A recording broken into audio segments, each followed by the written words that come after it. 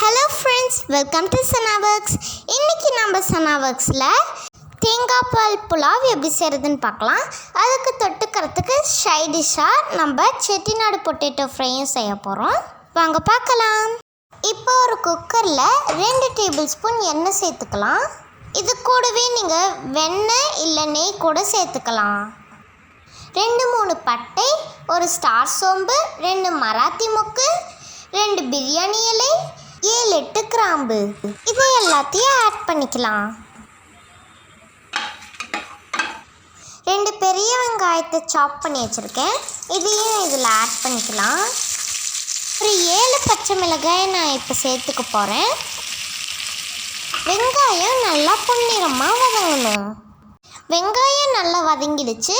இப்போ 2 ஸ்பூன் இஞ்சி பூண்டு விழுது சேர்த்துக்கலாம். இப்போ இஞ்சி பூண்டு பேஸ்ட் நல்லா வதங்கிடுச்சு. ஒரு கைப்பிடி அளவு புதினா சேர்த்துக்கலாம். ஒரு கைப்பிடி அளவு கொத்தமல்லி இலை சேர்த்துக்கோங்க. ஒரு நிமிஷம் இது வதங்கினதுக்கப்புறமா 1/2 கப் பச்சை பட்டாணியை வேக வச்சு அதில் ஆட் பண்ணிக்கலாம்.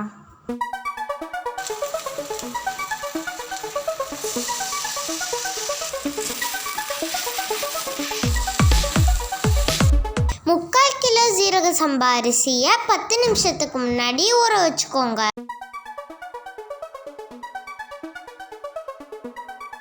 நம்ம ஊற வச்சிருந்த ரைஸை சேர்த்துக்கலாம். 1 கப் அரிசிக்கு நான் 1.5 கப் தண்ணி எடுத்திருக்கேன். நம்ம இன்னைக்கு தண்ணிக்கு பதிலாக தேங்காய் பால் சேர்த்து செய்ய போகிறோம். 4.5 கப் தேங்காய் பால் எடுத்து வச்சுருக்கேன். இப்போ இதை சேர்த்துக்கலாம்.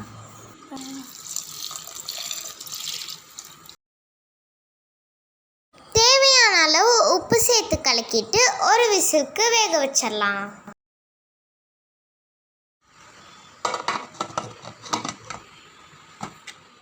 அவ்வளோதான், நம்மளுடைய தேங்காய் பால் புலாவ் ரெடி ஆயிடுச்சு.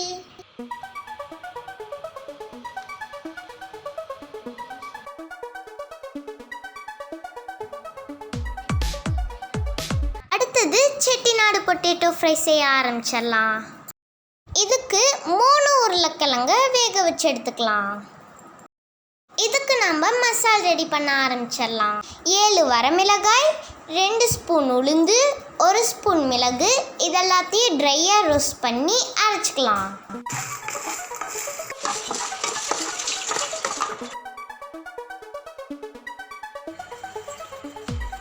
இப்போ ஒரு பேனில் 2 ஸ்பூன் எண்ணெய் சேர்த்துக்கலாம்.